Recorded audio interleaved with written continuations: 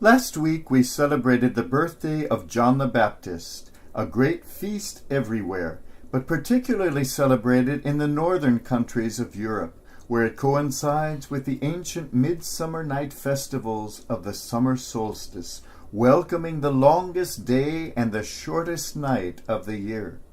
The folklore surrounding this day in that region is very rich, and the customs include jumping over bonfires, hunting in the forest for glowworms, as well as the enchanted ferns which are said to blossom only on this one night, prediction of future spouses, games, dancing, singing, and the retelling of fairy tales.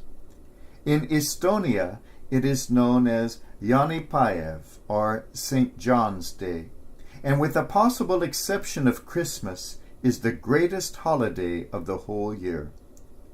It begins with the president of the country lighting the flame early in the morning of the eve of St. John. That fire is carried to every county to light the bonfires that night, the night of Jaani-Ohtu, or St. John's Eve, the most exciting night of the year, when night does not seem to exist and day never ends.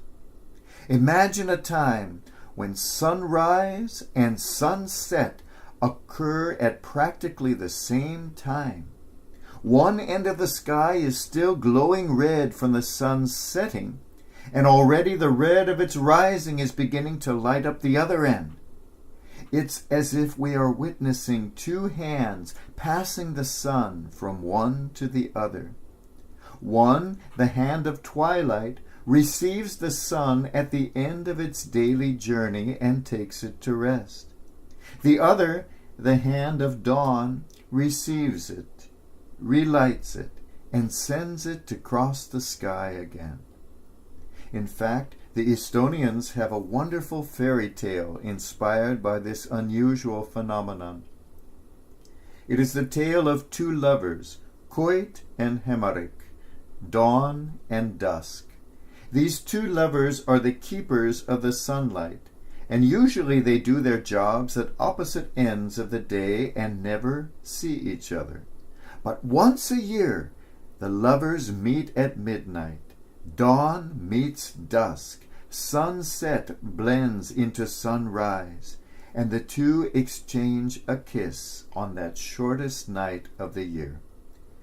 They are happy because their love is eternally new and fresh. The whole year long they look forward to this one touch, this one kiss, this one sharing of the light. And nowadays in Estonia, each year on the beautiful night of Jaani-Ohtu, their meeting is reenacted on the water, where two lovers row towards each other in boats, kiss, and together hold the light of the sun. It is an amazing concept.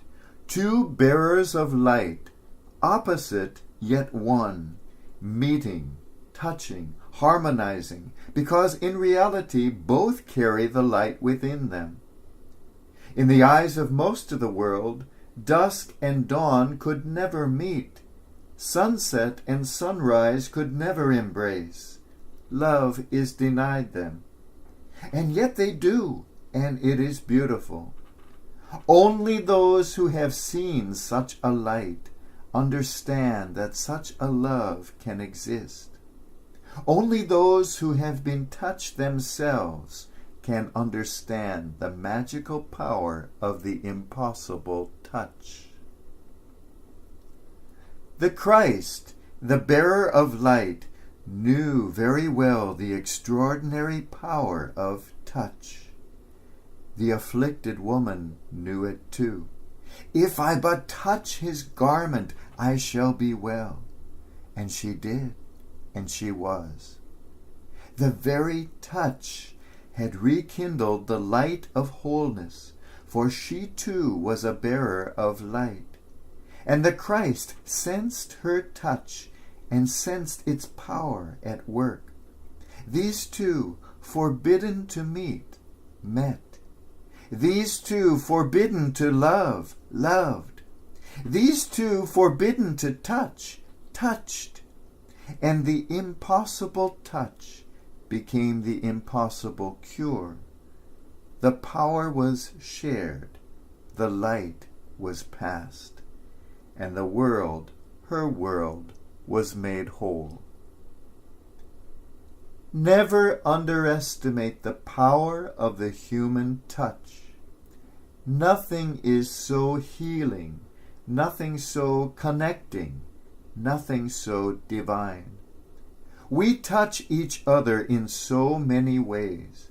The mother reaches out to touch the teary face of the wounded child, and the tears dry up. The gaze of your eye touches the gaze of mine, and we understand each other. Your words touch my heart. My hand touches the trembling hand of someone in trouble. One soul somehow finds the ability to touch another soul so distant, so different, so deep, and incredibly, light is shared. We embrace one another in solidarity as the dusk embraces the dawn in that magical land on that magical night. And the touch illumines the love and makes the midnight bright. The great poet Rainer Maria Rilke gives us the secret to love as only a poet can. Darin besteht die Liebe, dass sich zwei Einsame beschützen und berühren und miteinander reden. Love consists in this, that two solitudes protect and touch and greet each other. Dusk and dawn, two ancient lovers of the heavens, opposite in time yet identical in form, united to each other in a unique counterbalance of roles. The two have been forced apart by the forces of both the night and the day. Doomed to eternal separation, they find themselves gravitating closer and then farther apart again.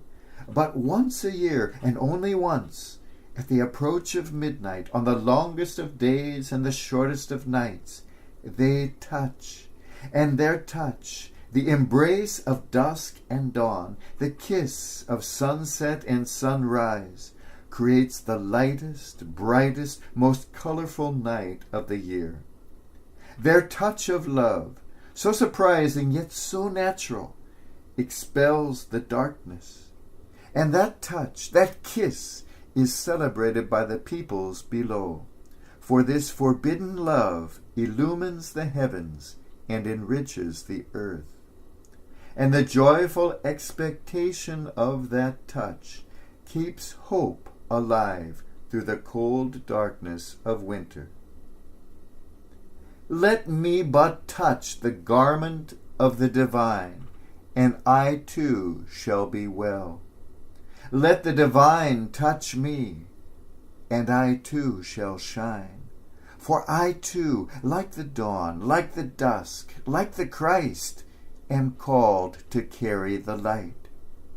May the sunset of my time kiss the sunrise of the eternal, that the two may melt into each other, and I too shall find myself where the night never comes and the light never ends.